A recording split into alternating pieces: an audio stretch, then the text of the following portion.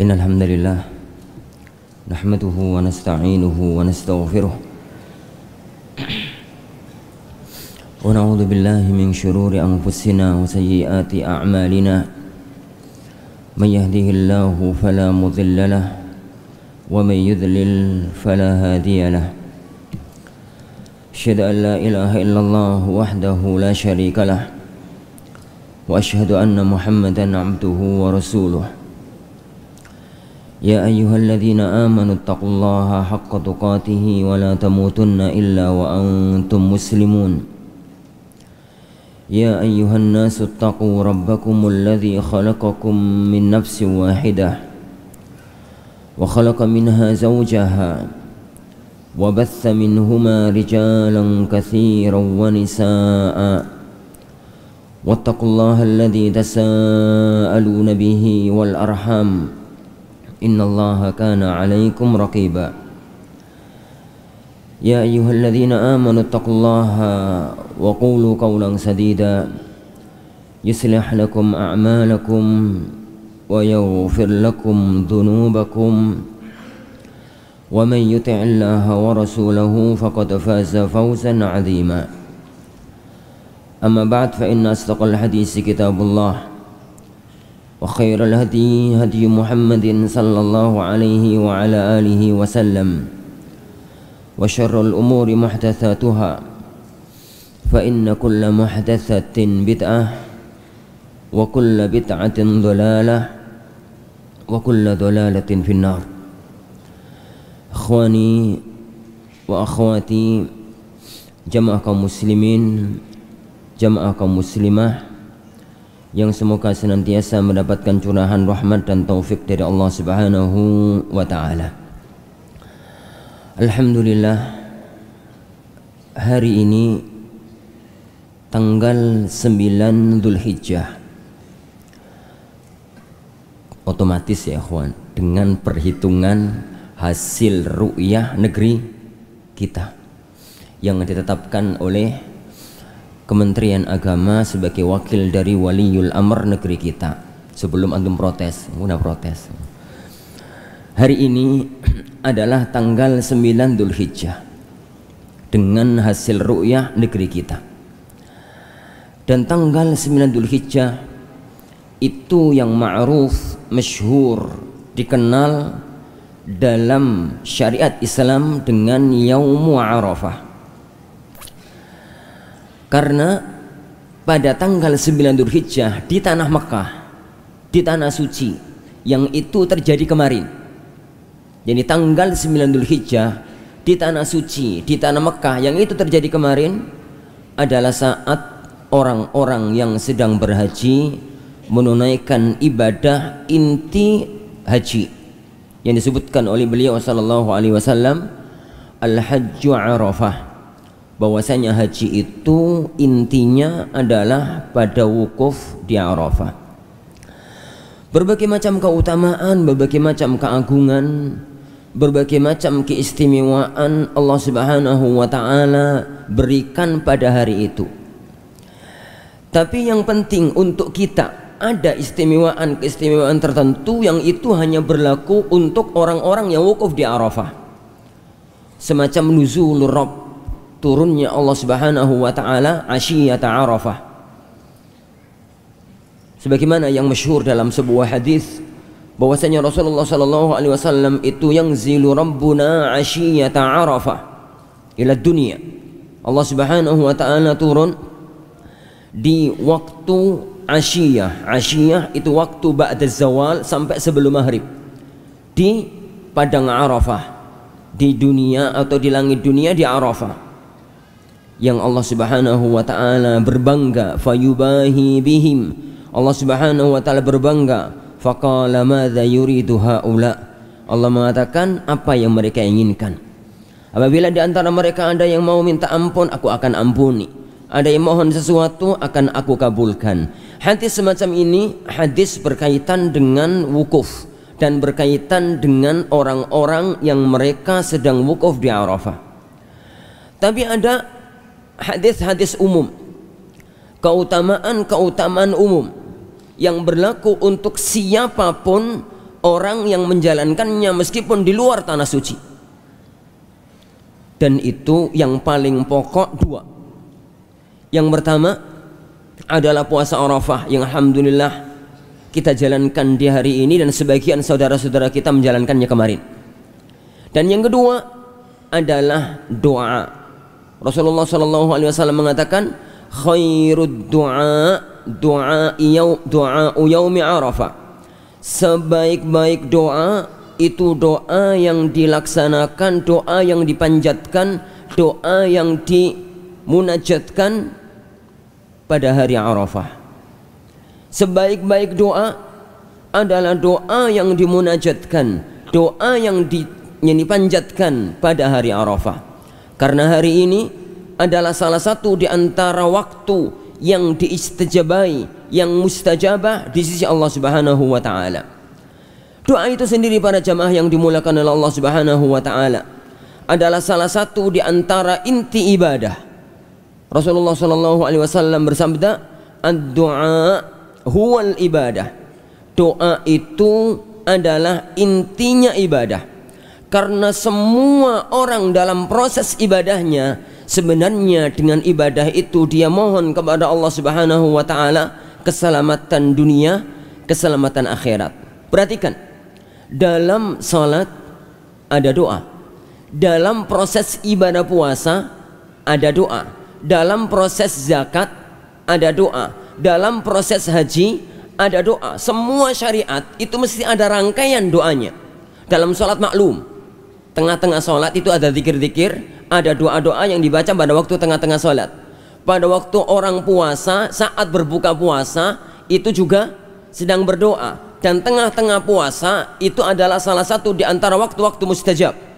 Tatkala orang mengeluarkan zakat, maka yang berzakat berdoa, yang terima zakat berdoa. Apalagi tatkala menjalankan ibadah haji. Maka tak heran tatkala Rasulullah SAW mengatakan ad-du'a huwal ibadah, bahwasanya doa itu adalah intinya ibadah. Doa itu memohon kepada Allah Subhanahu wa taala, berharap kepada Allah Subhanahu wa taala, merendahkan diri, jadi merendahkan diri serendah-rendahnya kepada Allah Subhanahu wa taala dengan penuh harapan. Itu adalah inti dari ibadah kita, inti dari penghambaan kita kepada Allah Subhanahu wa taala. Kenapa? Para jamaah yang Allah Subhanahu wa taala, dengan orang itu berdoa, maka itu adalah bukti nyata bahwasanya itu adalah fakta nyata bahwasanya dia mengakui kalau dirinya adalah makhluk yang lemah, dirinya adalah makhluk yang tidak memiliki apa-apa, dirinya adalah makhluk yang tidak mempunyai kekuasaan apa-apa. Dan dia mengharap kepada Allah Subhanahu wa taala, zat yang maha mampu, zat yang maha kaya, zat yang maha segalanya. Perhatikan firman Allah Subhanahu wa taala, ya ayyuhan nas antumul fuqara'u ilallah wallahu huwal ghaniyul hamid. Ya ayyuhan nas, wahai sekalian manusia, wahai sekalian manusia. Allah Subhanahu wa taala tidak menyebut kita dengan panggilan orang-orang yang beriman. Allah Subhanahu wa taala menyebut kita dalam ayat ini dengan panggilan wujud nyata kita, bahwasanya kita adalah manusia. Kita bukan jin, kita bukan malaikat, kita bukan Tuhan, kita bukan anak Tuhan dan bukan yang lainnya. Kita adalah manusia. Ya ayyuhan nas, wahai sekalian manusia. Antumul fuqara, kalian semua adalah fakir. Kalian semua adalah makhluk yang sangat membutuhkan yang lain. Hanya ada satu yang tidak butuh yang lainnya, dialah Allah Subhanahu wa taala. Wallahu huwal ghaniyul hamid. Dan Allah Subhanahu wa taala adalah zat yang maha ghani, yang maha kaya dalam istilah kita. Dan inti kekayaan adalah tatkala tidak membutuhkan kepada apapun dan tidak membutuhkan kepada siapapun. Dengan terjemahan ghani yang anak terjemahkan tadi, maka semua makhluk itu fuqara ilallahi azza wa jal. Dan satu-satunya yang ghani hanyalah Allah Subhanahu wa taala. Kenapa? Karena sekaya-kayanya manusia dia butuh yang lain, berarti dia fakir. Setinggi-tingginya pangkat dan jabatan manusia dia butuh orang lain, maka berarti dia fakir. Yani semulia-mulianya garis keturunan manusia dia butuh kepada sesuatu yang lain, berarti dia fakir. Maka tatkala Allah mengatakan antumul fuqara, kalian adalah orang-orang yang fakir, wallahu ghaniyul hamid.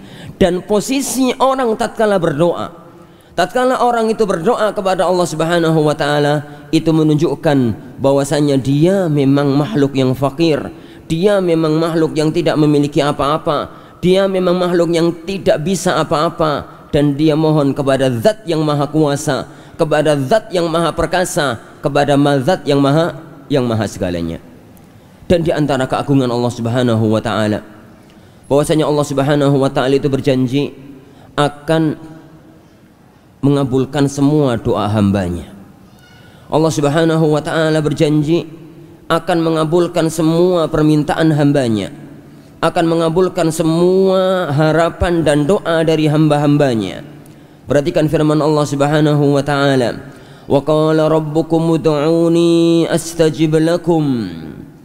Dan Allah dan Rabbmu, Tuhanmu berfirman, ud'uni, berdoalah kalian kepadaku, astajib lakum, maka niscaya aku akan kabulkan doa kalian. Innal ladzina yastakbiruna an ibadati, sesungguhnya orang-orang yang enggan, orang-orang yang nyombong, orang-orang yang pongah, tidak mau berdoa kepadaku, tidak mau memohon kepadaku, sayadkhuluna jahannama dakhirin, pasti mereka itu akan masuk ke dalam neraka jahanam dalam kondisi terhina. Ayat ini ayat yang sangat agung, memberikan kepada kita dua sisi yang harus kita renungi dengan sebaik-baiknya. Yang pertama, Allah Subhanahu wa taala, atau tiga sisi dalam kehidupan kita yang wajib kita renungkan sebagai seorang makhluk yang fakir, yang wajib kita fahami sebagai makhluk yang lemah, makhluk yang tidak punya daya dan tidak punya kuasa. Yang pertama, Allah Subhanahu wa taala memerintahkan kita untuk berdoa. Dan semua perintah Allah itu adalah ibadah. Yang barang siapa yang mengerjakannya, maka itu akan mendapatkan pahala dan kemuliaan dari sisi Allah Subhanahu wa taala. Jadi ya ikhwan, tatkala orang itu berdoa, sudahlah, jangan mikir dulu doanya itu akan dikabulkan atau tidak. Jangan mikir dulu bahwasanya dia itu akan mendapatkan apa yang dia harapkan atau tidak. Itu masalah berikutnya. Masalah yang pertama adalah dia itu harus menyadari sesadar-sadarnya bahwasanya tatkala dia mengangkat tangan kepada Allah, dia mengatakan ya Rabb, dia mengatakan ya Allah, dia mengatakan ya Ghaffar, ya Rabbas samawati wal ard, dia mengatakan mohon kepada Allah Subhanahu wa taala, yang dia lakukan itu adalah ibadah. Bahkan dikatakan oleh beliau sallallahu alaihi wasallam dengan huwal ibadah, intinya ibadah. Yang itu pasti dia mendapatkan pahala di sisi Allah Subhanahu wa taala. Urusan apakah itu akan dikabulkan atau tidak, itu urusan berikutnya. Yang penting kita sedang dalam proses ibadah. Semacam yang antum lakukan ya tulabul ilm, wahai para penuntut ilmu. Jadi perintah Allah Subhanahu wa taala itu bagi kita menuntut ilmu, belajar, sungguh-sungguh dalam belajar. Itu perintah Allah. Duduknya kita di tempat semacam ini, duduknya kita di kelas, tatkala di perpustakaan, tatkala buka buku, tatkala mendengarkan kajian, tatkala mendengarkan pelajaran, itu adalah ibadah, ibadah yang agung. Lah, adapun nanti dapat ilmu nggak dapat ilmu, itu urusan nomor sekian. Karena urusan dapat nggak dapat itu adalah urusan pandum. Pandum itu apa yo? Urusan pemberian anugerah dari Allah Subhanahu wa taala. Allah Maha tahu orang ini layak dikasih banyak atau tidak layak untuk dikasih banyak. Begitu juga dengan doa. Ini begitu juga dengan doa. Yang paling inti tatkala kita berdoa adalah kita faham bahwasanya tatkala kita mengangkat tangan kepada Allah, tatkala kita mohon kepada Allah Subhanahu wa taala, maka itu kita dalam ibadah agung karena kita menjalankan perintah Allah. Yang kedua, karena kita menunjukkan kefakiran kita di hadapan Allah Subhanahu wa taala. Ud'uni, berdoalah kalian kepadaku. Oleh karena itu sebagian para ulama salaf, la yahummunil ijabah. Ini aku enggak peduli doaku itu dikabulkan apa tidak. Walladzi yahummuni huwa du'a.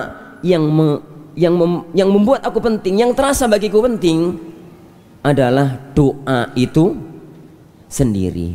Bahkan sebagian di antara salafun saleh mengatakan, in da'autullah fastajaba li farihtu marratan wa illam yastajib li farihtu asyaratil marrat fa innal ula ikhtiyari wa thaniyah ikhtiyarur rabbi jalla wa ala. Tatkala aku berdoa, kemudian Allah mengabulkan doaku, maka aku senang, tapi senangku cuma satu kali. Tapi tatkala Allah tidak mengabulkan doaku, aku malah senang 10 kali. Karena yang pertama itu pilihanku, yang kedua adalah pilihannya Allah Subhanahu wa taala. Itu orang-orang yang tahu hakikat doa. Bahwasanya doa itu bukan masalah diterima dan tidak diterima. Doa itu sendiri adalah ibadah agung yang Allah Subhanahu wa taala perintahkan, yang Allah Subhanahu wa taala syariatkan, yang Allah Subhanahu wa taala perintahkan kepada yakni kita semua. Itu yang pertama. Yang kedua, Allah Subhanahu wa taala berfirman, astajib lakum. Dalam dunia nahwu, yakni kata Sibawai dan anak-anak putuni Sibawai, astajib lakum itu kedudukannya apa ya, Ikhwan? Hah? Mana ada syarat? Wa qala rabbukum ud'uni astajib lakum. Abdullah mengatakan jawab syarat. Di mana ada syarat di sini? Jawabnya benar, tapi tinggal mualah sedikit. Ikhwah, tawadhu apa orang ngerti antum? Oke lah ya, waktu mepet ya ikhwan, gak usah ngelantur kemana-mana. Astajib lakum itu jawabut talab. Jawabut talab ya akhi, bukan jawab syarat. Jawabut talab. Ada talab di situ. Ud'uni, mohonlah kepadaku. Maka niscaya astajib lakum, aku akan kabulkan doa. Berarti setiap kali orang itu memohon, janjinya Allah pasti Allah Subhanahu wa taala akan mengabulkan doa. Pasti. Dengan cara apa Allah mengabulkan doa? Bagaimana Allah mengabulkan doa? Kapan Allah mengabulkan doa? Bagaimana caranya agar doa dikabulkan? Itu kita bahas nanti kalau waktunya cukup. Enggak cukup ya wis. Baik. Yang ketiga, Allah Subhanahu wa taala melanjutkan ayat ini dengan firman-Nya yang agung. Innal ladzina yastakbiruna an ibadati. Sesungguhnya orang-orang yang mereka itu istikbar, yang mereka itu enggan, yang mereka itu nyombong, yang mereka itu takabur gitu ya. Tidak mau untuk mohon kepadaku, mengandalkan kekuatannya, mengandalkan nasabnya, mengandalkan yakni hartanya, mengandalkan pikirannya, mengandalkan keturunannya. Dia tidak butuh, merasa tidak butuh kepada Allah Subhanahu wa taala. Innal ladzina yastakbiruna an ibadati sayadkhuluna jahannam dakhirin, maka dia akan masuk ke dalam neraka jahanam dalam kondisi terhina. Kenapa? Orang yang tidak mau berdoa kepada Allah itu berarti dia merasa makhluk yang tidak butuh kepada Allah Subhanahu wa taala. Dia sombong, bisa sombong dengan kekuatannya. Dia sombong, bisa sombong dengan hartanya. Seakan-akan segala sesuatu bisa dilakukan dengan kekuatan, segala sesuatu bisa dilakukan dengan kekayaan, segala sesuatu bisa dilakukan dengan kekuasaan, segala sesuatu bisa dilakukan dengan harta yang dia miliki. Dia nggak sadar semua itu tidak ada fungsinya apabila tanpa taufik dari Allah Subhanahu wa taala. Maka orang yang tidak mau berdoa, bahasanya Rabbuna Jalla wa Ala itu yastakbirun, nyombong, nggak mau doa, pongah, takabur, tidak mau berdoa kepada Allah Subhanahu wa taala, seakan-akan dia bukan makhluk yang lemah, seakan-akan dia adalah makhluk yang kuat. Nah, saking agungnya doa ini para ikhwah fiddin azanillahu wa iyyakum. Doa itu satu-satunya kekuatan yang mampu merubah garis takdir. Saking agungnya doa. Kalau kita bicara tentang keutamaan doa nggak selesai sampai Isya.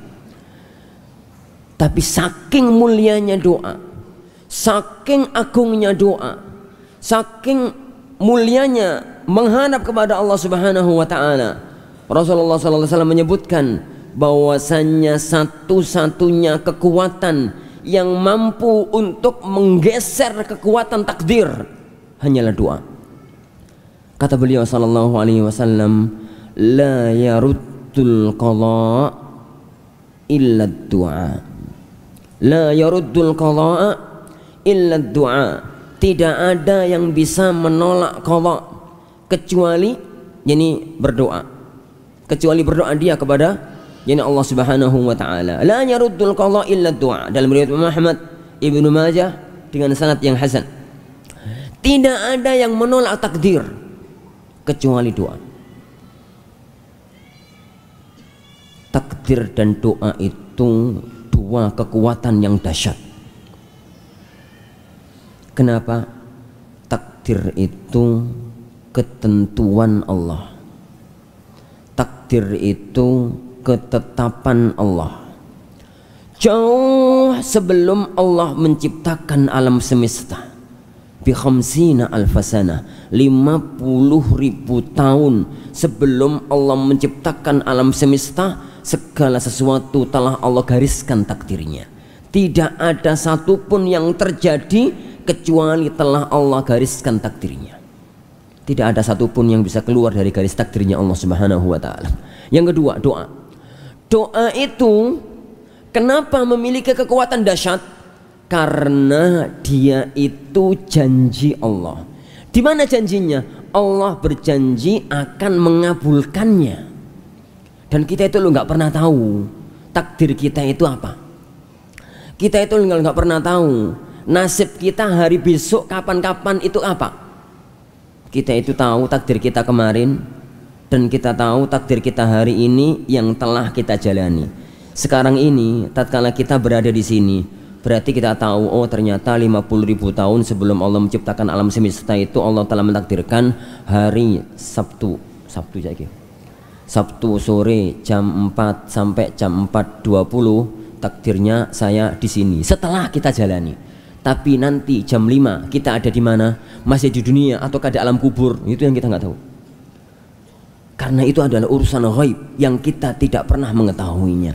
Yang kita tidak pernah mengetahui akan hal tersebut. Lah, tatkala Allah Subhanahu wa taala sudah punya ketetapan, kemudian Allah Subhanahu wa taala punya janji, dan janjinya Allah Subhanahu wa taala bahwasanya orang yang berdoa akan Allah istijabai, akan Allah kabulkan. Maka kekuatan doa inilah yang mampu menggeser kekuatan takdir. Bisa jadi tatkala kita doa kepada Allah Subhanahu wa taala, tatkala kita DP kepada Allah Subhanahu wa taala, tatkala kita berharap kepada Allah Subhanahu wa taala, semoga Allah Subhanahu wa taala menjadikan kita itu mengakurahkan kita ini, menakurahkan kita yang lain. Bisa jadi takdir kita itu tidak mendapatkan itu, tapi karena doa kita, harapan kita kepada Allah, maka Allah memberikan itu kepada kita dengan menggeser, membatalkan ketetapan yang telah Allah tetapkan. Yamhullahu ma yasha wa yuthbit.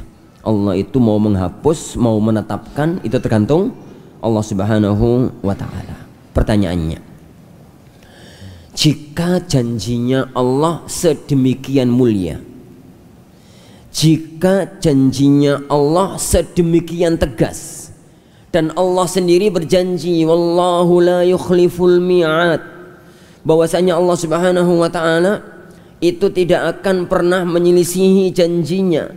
Dan Allah tadi berjanji, wa qala rabbukum ud'uni astajib lakum, dan Tuhanmu telah berkata, ud'uni, berdoalah kalian kepadaku, astajib lakum, niscaya akan aku kabulkan. Pertanyaannya, kenapa faktanya kok banyak orang itu yang doa ternyata gak dikabulkan, belum dikabulkan, atau bahkan dia sudah mengklaim doaku tidak dikabulkan. Ikhwan, misalkan doa kepada Allah, ya Allah jadikanlah fulana itu istriku, doa nih ngono tiap hari, pagi, siang, sore, malam. Yani mau tidur, setelah tidur, tengah-tengah tidur, doanya itu. Qadar Allah, setelah 2 tahun berdoa, akhwat yang diincer dinikahi karo kancane. Iki sing geger akhwat dinikahi karo kancane. Akhirnya dia putus asa, ya Allah aku sudah doa 2 tahun tanpa lelah, tanpa putus, ya Allah, pagi, siang, sore, malam. Mana janjimu astajib lakum? Kenapa ternyata dia harus dinikahi oleh laki-laki yang lain? Misal antum itu kan kalau sore ngantuk, nih pakai contoh nikah itu geger mesti, jadi kasih tau ngantuk. Ala kulli rahitin azani Allah wa yakum. Kenapa itu terjadi? Kenapa itu terjadi? Betapa banyak di antara manusia itu yang setiap doa Allahumma rzuqni, Allahumma rzuqni, Allahumma rzuqni, ternyata ya kiri, miskin. Betapa banyak di antara kita itu yang doa Rabbi habli minas sholihin, doa anaknya badung, ya subhanallah. Orang anakku loh ya.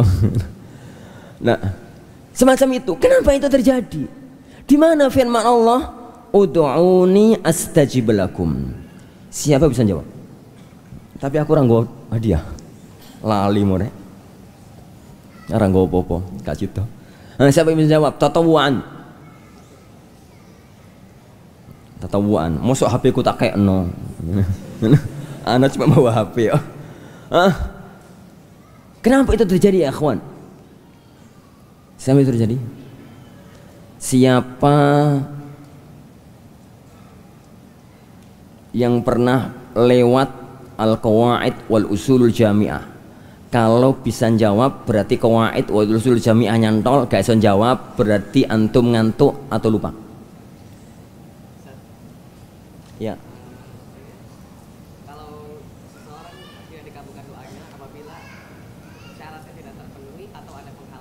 Masya Allah, mumtaz.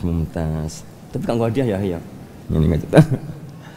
Tapi ya kawan, firman Allah Subhanahu Wa Taala, ud'uni astajib lakum, itu ayatul wa'd, ayat janji. Dan al-wa'du wal wa'id itu masuk dalam ahkam. Karena ahkam itu ada ahkam amaliyah, ada ahkam ilmiyah.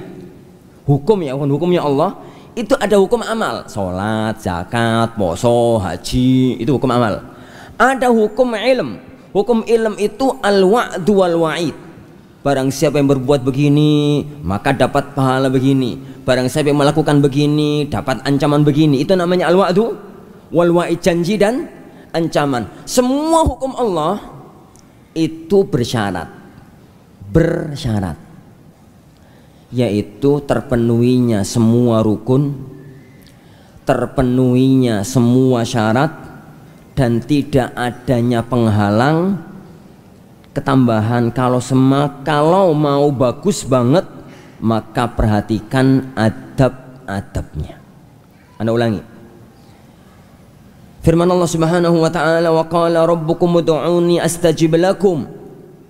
Itu apa tadi ikhwan? Ayat wa'ad. Wa'ad itu apa? Ayat janji.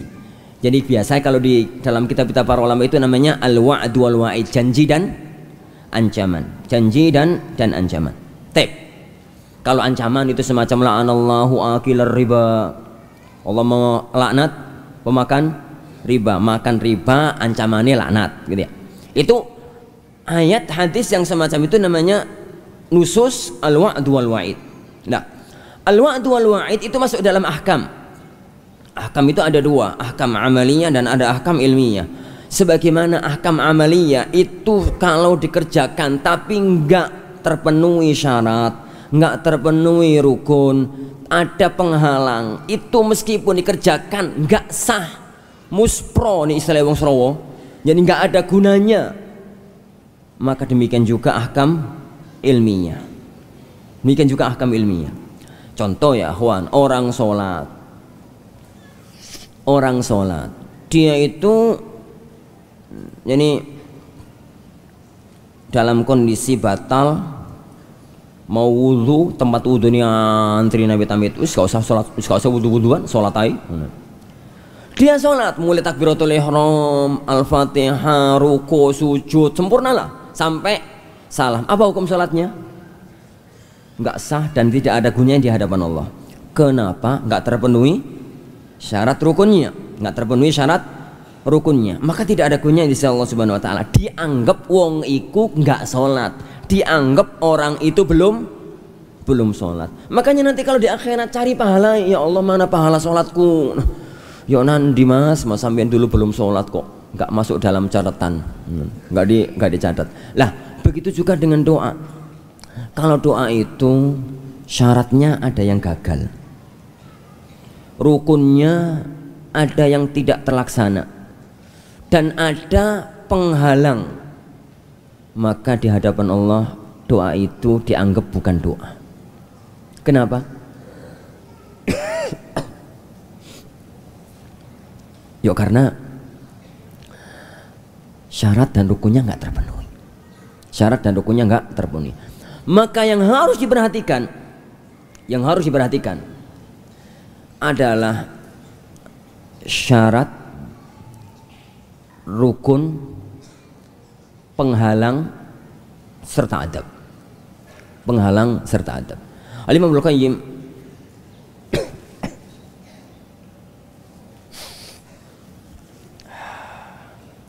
hafan ya kawan, anak caketan agak pilek dari kemarin sore.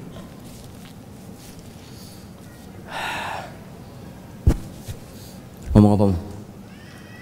Oh ya, Al-Imam Ibnu Qayyim Jauziyah rahimahullah taala memberikan satu gambaran dengan satu gambaran yang sangat indah sekali tentang doa.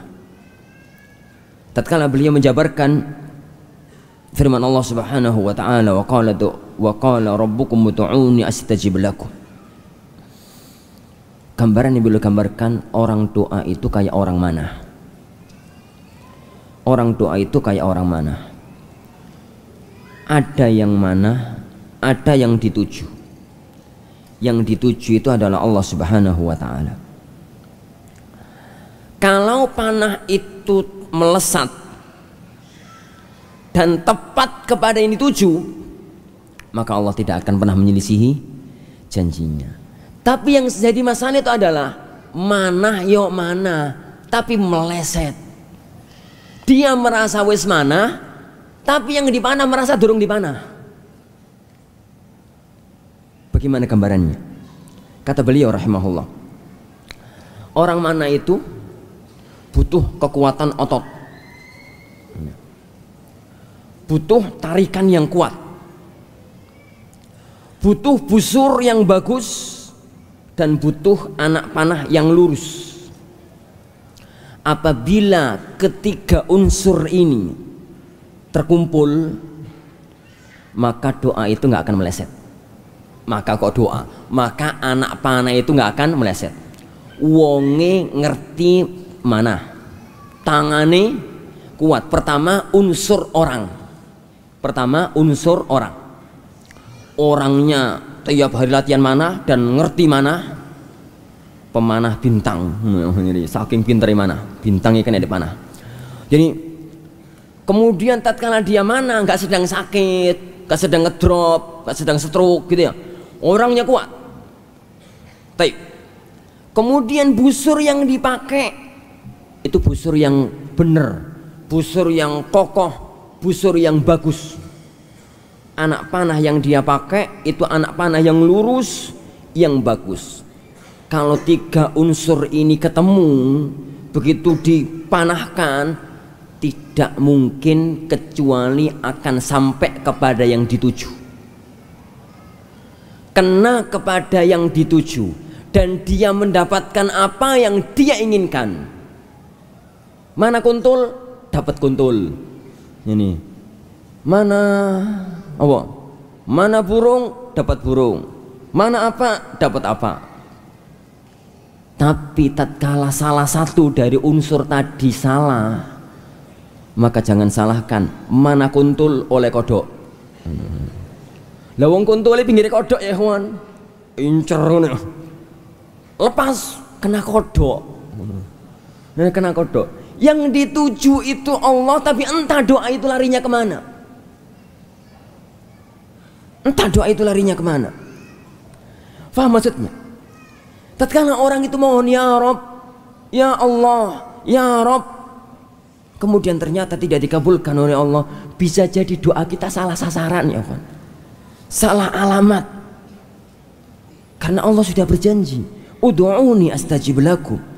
Berdoalah kalian kepadaku, niscaya aku akan mengabulkan doa kalian. Tatkala kemudian ada yang enggak salah, ada yang tidak dikabulkan oleh Allah, jangan salahkan Allah Subhanahu wa taala.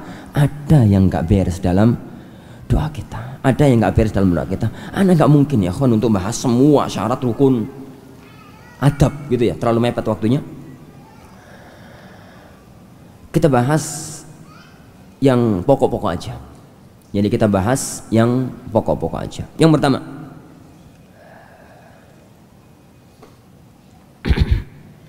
di antara adab agar doa itu dikabulkan oleh Allah Subhanahu wa taala adalah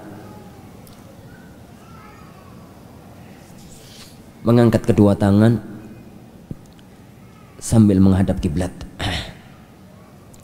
Mengangkat kedua tangan sambil menghadap kiblat. Rasulullah sallallahu alaihi wasallam bersabda, "Innallaha hayyun karim. Yastahyi min 'abdi min 'ibadihi idza madda yadayhi thumma yarudduhuma sifra."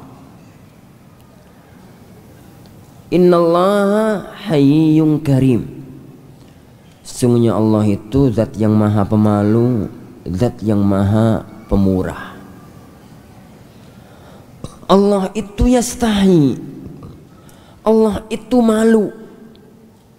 Idza rafa'a ar-rajulu ilaihi yadayhi, apabila ada seorang hamba yang mengangkat kedua tangannya,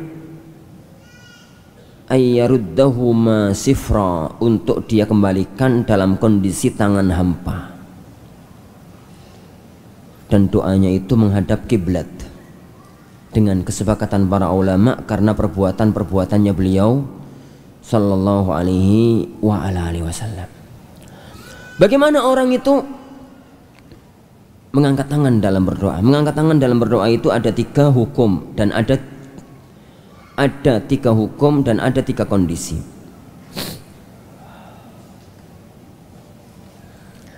Yang pertama, doa-doa yang dipanjatkan oleh beliau sallallahu alaihi wasallam dalam satu ibadah dan beliau ngangkat tangan. Doa-doa yang dipanjatkan oleh beliau sallallahu alaihi wasallam dalam ibadah. Ingat ya ucapan saya, dalam satu proses ibadah dan beliau ngangkat tangan. Maka doa jenis ini disyariatkan ngangkat tangan dengan pasti. Apa contohnya ya, Wan? Apa contohnya? Sebenarnya doa yang Rasulullah sallallahu alaihi wasallam berdoa sambil ngangkat tangan dalam ibadah. Apa contohnya? Doa kunut nazilah ya. Karena kalau subuhnya dipermasalahkan, wis lah kunut nazilah wis. Dan nazilah. Terus kalau dalam ibadah haji, doa saat di atas bukit Safa Marwa, saat sa'i, doa tatkala salat istisqa, doa tatkala doa istisqa dan macam-macamnya. Yang kedua, doa yang Rasulullah Shallallahu Alaihi Wasallam berdoa di dalam ibadah dan beliau nggak ngangkat tangan. Doa tatkala doa yang dipanjatkan, yang dicontohkan oleh beliau Shallallahu Alaihi Wasallam di dalam ibadah dan beliau tidak ngangkat tangan, maka syariatnya tidak ngangkat tangan karena perbuatan beliau sunnah, yang beliau tinggalkan juga sunnah. Siapa yang bisa ngasih contoh? Hah? Doa dalam ibadah. Khutbah Jumat ngangkat tangan, tapi gini. Hah? Doa dalam sujud, pinter antum. Doa dalam sujud. Rasulullah SAW kan memerintahkan kita untuk berdoa dalam sujud, tapi nggak pernah ada riwayat doa Rasulullah ngangkat tangan sambil sujud. Piye carane? Lara kabeh ya. Maka doa jenis itu tanpa ngangkat tangan. Doa tatkala duduk di antara dua sujud, Rabbi firli warhamni, itu tanpa ngangkat tangan. Doa sebelum salam, doa tanpa ngangkat tangan. Jangan sebelum salam. Jadi innaka hamidum majid, Allahumma inni a'udzubika. Jangan ya, Man. Karena itu doa yang dipanjatkan Rasulullah di dalam doa, di dalam ibadah, dan beliau tidak ngangkat tangan. Taib. Yang ketiga, doa di luar ibadah mahlah, doa mutlak. Istilah fikihnya itu namanya ad-du'aul mutlak, doa mutlak, doa yang di luar ibadah mahlah. Ya doa dimanapun, di luar sholat, di luar ini, di luar itu, pokoknya doa dimanapun. Maka doa itu berlaku hadis tadi. Innallaha hayyun karim, yang berarti secara umum doa itu disyariatkan untuk mengangkat tangan, dan itu salah satu di antara modal untuk adab untuk dikabulkannya doa. Yang kedua apa tadi Yohan? Anda katakan doa itu ada 3 hukum, ada 3 kondisi. Sekarang kondisi. Kalau tadi hukumnya, kalau sekarang kondisi. Doa itu ada 3 kondisi. Ada doaul ibtihal. Doaul ibtihal itu doa benar-benar mengharap dalam perkara yang genting. Doa jelang perang, doa musim paceklik berkepanjangan, doa bencana, doa pokoknya kondisi yang sangat amat genting. Doa itu semacam doa istisqa. Apa doa istisqa? Istisqa itu mengangkat kedua tangannya langit. Saking tingginya sampai sebagian perawi mengatakan bahwasanya punggungnya ke atas, ininya ke bawah. Sebenarnya posisinya Rasulullah itu begini. Ya Allah gitu. Orang lihat dari sana kan seakan-akan ini yang di atas. Itu namanya doa ibtihal. Rasulullah melakukannya pada waktu doa istisqa. Beliau sallallahu alaihi wasallam melakukannya pada waktu doa jelang perang Badar. Makanya kan Rasulullah kalau doa jelang perang Badar itu sampai ridanya jatuh, sampai Abu Bakar mengatakan, ya Rasulullah yakfika munasyadatuka rabbak. Ya Rasulullah, cukup dengan doa sama Allah itu cukup. Saking tingginya tangannya beliau sallallahu alaihi wasallam. Yang kedua ya ikhwan, doa tasbih. Doa dalam rangka memuliakan, dalam rangka mengkultuskan, dalam rangka mengagungkan Allah Subhanahu wa taala. Itu yang doa pakai 1 jari. Kayak doa tatkala khutbah Jumat. Yang ketiga, doa yang enggak itu enggak ini, doa biasa. Doa biasa itu yang doa sejajar dengan wajah atau menghadap wajah. Doanya itu begini, ya Rabb, atau begini. Bisa ditempelkan, bisa direnggangkan. Ini bisa direnggangkan. Baik. Segitu ya. Tuh, makasih. Yang kedua. Di antara masalahnya perlu diperhatikan. Tinggal 15 menit. Berarti dipilihi. Baik. Di antara yang perlu diperhatikan ya ikhwan dalam doa, itu adalah orang tatkala berdoa itu memahami apa yang dia minta dan yakin mantap doa dia akan dikabulkan oleh Allah Subhanahu wa taala.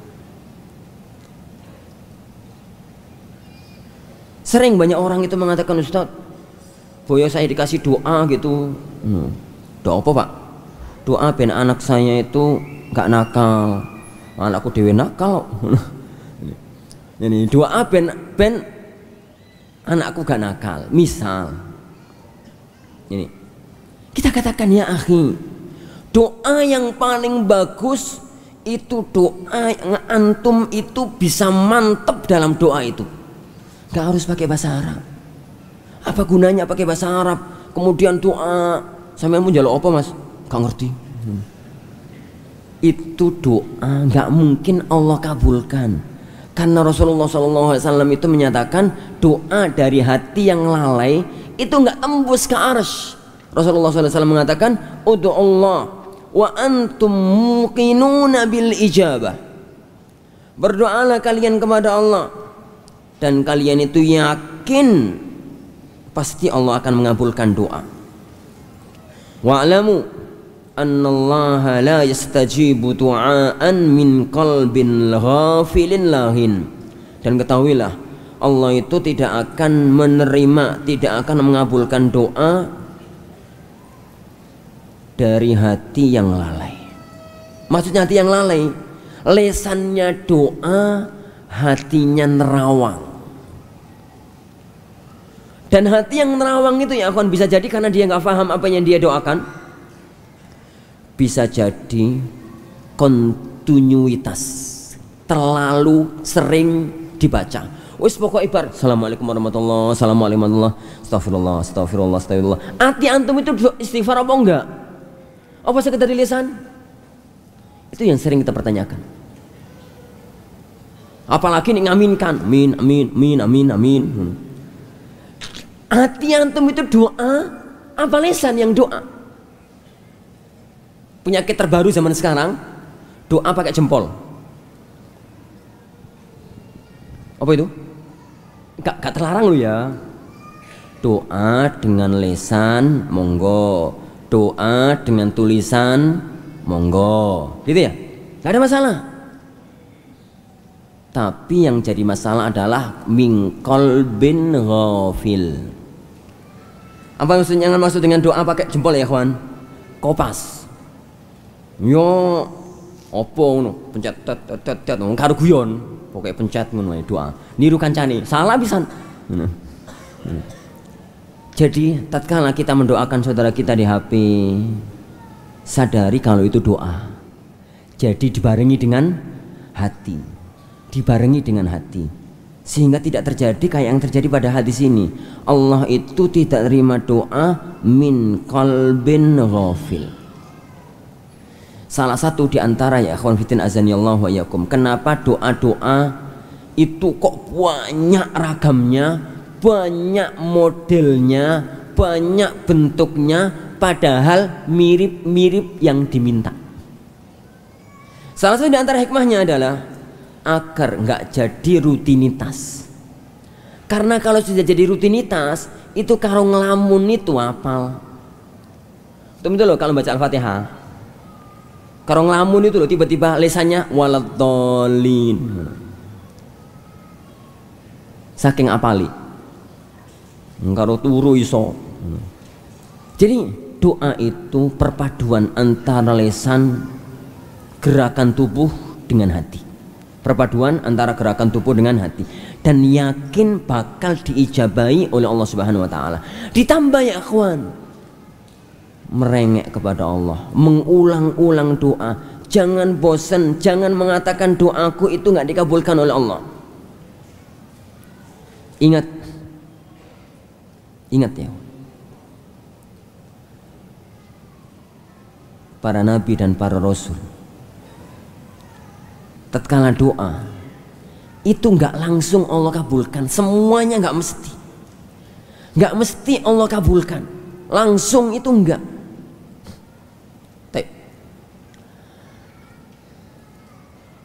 Banyak sekali hadis, banyak sekali doa yang dipanjatkan oleh beliau sallallahu alaihi wasallam, dikabulkannya setahun, dikabulkannya 2 tahun, dikabulkannya lama gitu.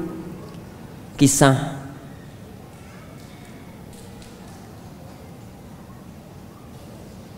perpindahan arah kiblat. Kita tahu dalam fikih begitu Rasulullah Shallallahu Alaihi Wasallam pergi ke Madinah, karena untuk takliful qulub orang-orang Yahudi, maka Rasulullah Sallallahu Alaihi Wasallam diperintahkan oleh Allah Subhanahu Wa Taala untuk sholatnya menghadap kiblatnya Yahudi. Mana? Baitul Maqdis. Baitul Maqdis ada di sebelah utara Madinah, sedangkan kiblat yang disenangi oleh Rasulullah, karena itu kiblatnya Ismail dan Ibrahim, ada di sebelah selatan, sebelah utara Madinah. Beliau doa, berharap, mohon kepada Allah Subhanahu Wa Taala. Bahkan dalam bahasa hadis itu qad nara taqalluba wajhika fis sama', bolak-balik wajah ngadep langit, saking seringnya doa. Bentar-bentar doa, ya Allah kiblat palingkan ke arah Ka'bah, ya Allah, gitu bolak-balik. Sejak awal hijrah, kapan Allah kabulkan? Rejab tahun kedua, 17 bulan 18 bulan dari awal doanya Rasulullah SAW. Padahal Rasulullah itu ulang-ulang doa. Itu Rasulullah diterima doanya 18 bulan kemudian. Lah kalau jenengan doa kemudian Allah nerima 18 tahun kemudian, kan saya pantas sewai. Jangan istijal ya akhwan, jangan istijal, jangan tergesa-gesa dalam nerima, karena tergesa-gesa itulah sebab doa itu tidak dikabulkan oleh Allah Subhanahu Wa Taala. Allah itu maha kuasa, nggak suka didikte. Allah itu maha kuasa, nggak bisa dituntun. Pokoknya ya Allah besok harus Allah nggak kabulkan. Lu sopo sampean ngomong besok itu? Bisa jadi doanya sekarang, Allah kabulkan 2, 3 tahun, 4 tahun yang akan datang. Bisa jadi doanya sekarang, Allah kabulkan 5, 6 tahun yang akan datang. Tapi yakin satu masalah, kalau Anda insan yang bertakwa, kalau kita insan yang beriman, kalau kita adalah orang yang benar-benar tunduk dan patuh kepada Allah, apapun yang ditakdirkan oleh Allah untuk kita, yakini itulah yang terbaik menurut Allah untuk kita. Yakini itu. Bukankah janji Allah Subhanahu Wa Taala mengatakan itu bagi orang-orang yang bertakwa? Wa may yattaqillah yaj'al lahu makhraja wa may yattaqillah yani yaj'al lahu makhraja wa yarzuqhu min haitsu la yahtasib, dan berbagai janji-janji Allah. Wa may yattaqillah fa huwa hasbuh. Pokoknya kalau kita itu jadi orang yang bertakwa, orang yang dekat hubungannya kepada Allah, jalankan syariat, dan salah satu di antara syariat adalah berdoa. Urusan terkabulkan atau tidak, serahkan itu kepada yani Allah Subhanahu Wa Taala. Terakhir, waktu tinggal 5 menit. Salah satu unsur utama doa adalah siapa yang doa, siapa yang berdoa. Kalau orang itu hubungannya dengan Sang Pencipta kuat, dekat, maka doanya itu akan sangat bisa dikabulkan oleh Allah Subhanahu Wa Taala. Mudah Allah kabulkan.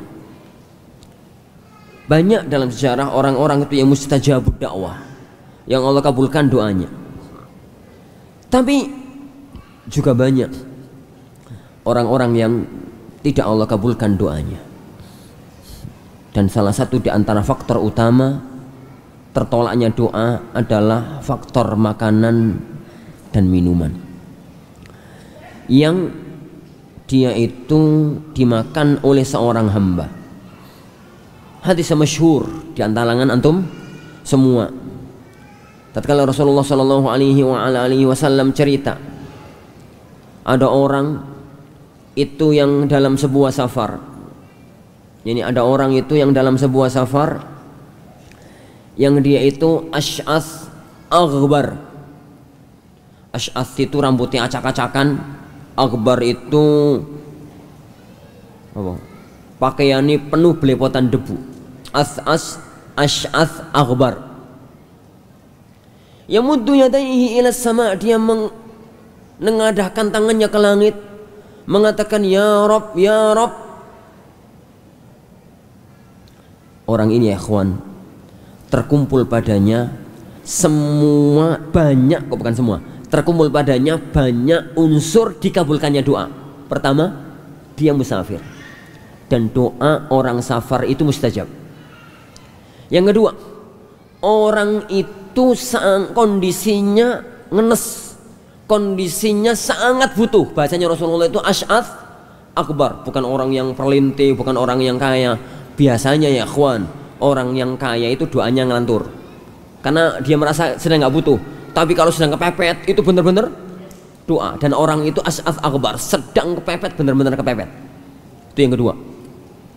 Yang ketiga, dia menengadahkan tangannya ke langit dan mengangkat tangan, itu salah satu di antara sebab terimanya doa. Yang keempat, dia tawassul dengan al-asmaul husna. Dia mengatakan ya Rob, ya Rob. 4 unsur diterima doa kumpul jadi satu.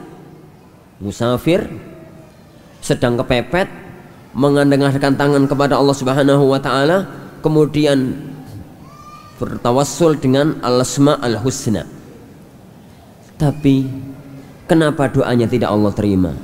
Kata beliau sallallahu alaihi wa ala alihi wasallam, wa mat'amuhu haram, wa mashrabuhu haram, wa malbasuhu haram, wa ghudhiya bil haram, fa anna yustajabu lahu.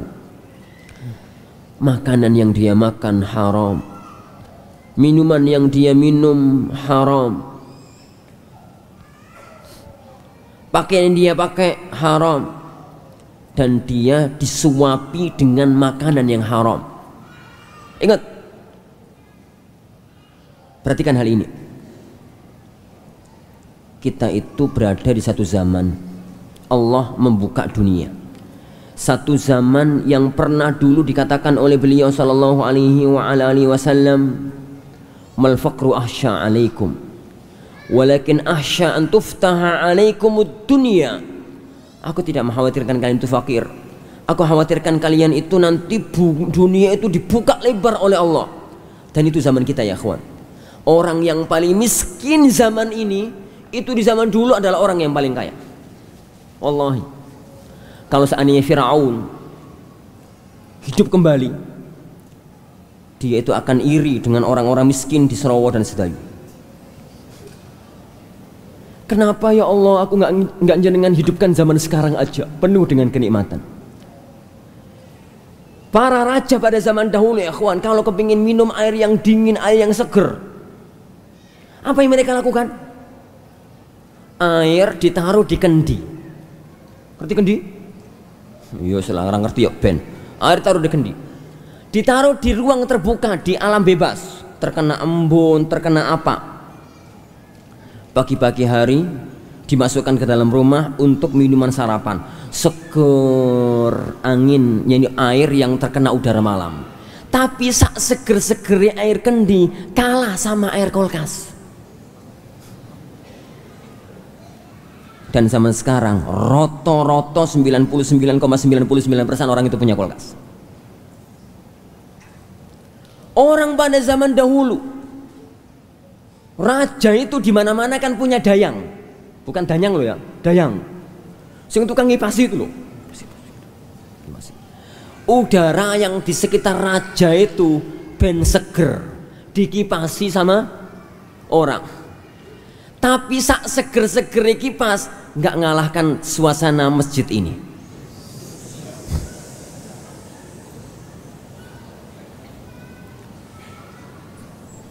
Sak nikmat-nikmatnya makanan pada zaman dahulu nggak bisa mengalahkan nikmatnya makanan pada waktu itu.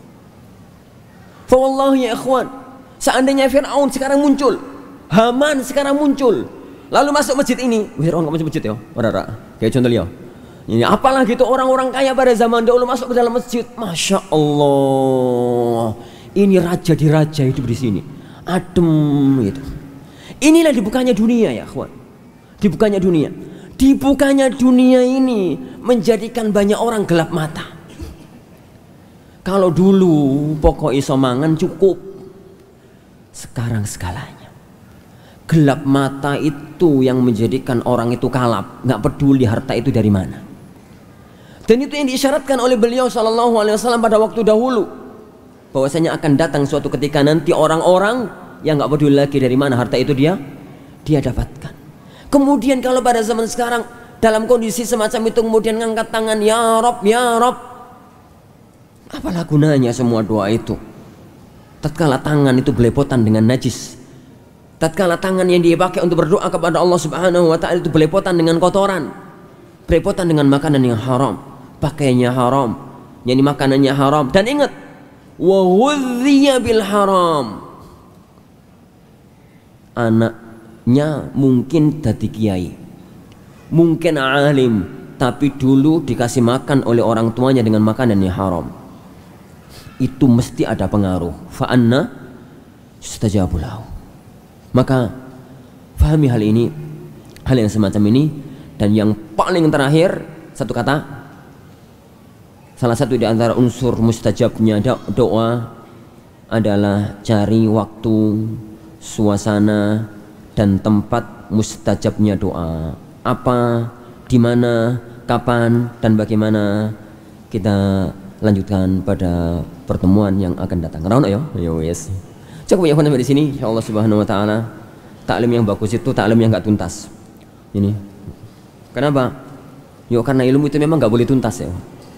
Ilmu itu memang enggak boleh tuntas, enggak boleh selesai dalam proses yani belajar. Yang penting itu semoga Allah Subhanahu wa taala ada menganugerahkan kepada kita barokah, manfaat. Dan afwan, ana sedikit nggak konsentrasi karena sambil pilek. Kita akhiri majelis kita. Semoga ibadah kita ya akhwan di ujung dari awal Dzulhijjah sampai detik-detik jelang akhir, sampai besok di 10 hari pertama bulan Dzulhijjah benar-benar dikabulkan oleh Allah Subhanahu wa taala, diterima oleh Allah Subhanahu wa taala, dan benar-benar kita mampu untuk diberi Allah taufik untuk mampu memaksimalkan diri dalam beribadah kepada Allah Subhanahu wa taala. Dan ingat, jangan putus. Kita sekarang di tanggal 9 masih nyisakan 1 malam 1 hari. Karena 10 hari pertama bulan Dzulhijjah sampai apa? Besok sebelum maghrib. Sampai besok sebelum maghrib. Dan innamal a'malu bil khawatim, bahwasanya amal tergantung kepada ujung dan pamungkasnya. Kita akhiri majelis kita. Subhanakallahumma wa bihamdika asyhadu an la ilaha illa anta astaghfiruka wa atubu ilaik. Wassallallahu wasallam wa baraka nabi Muhammad. Assalamualaikum warahmatullahi wabarakatuh.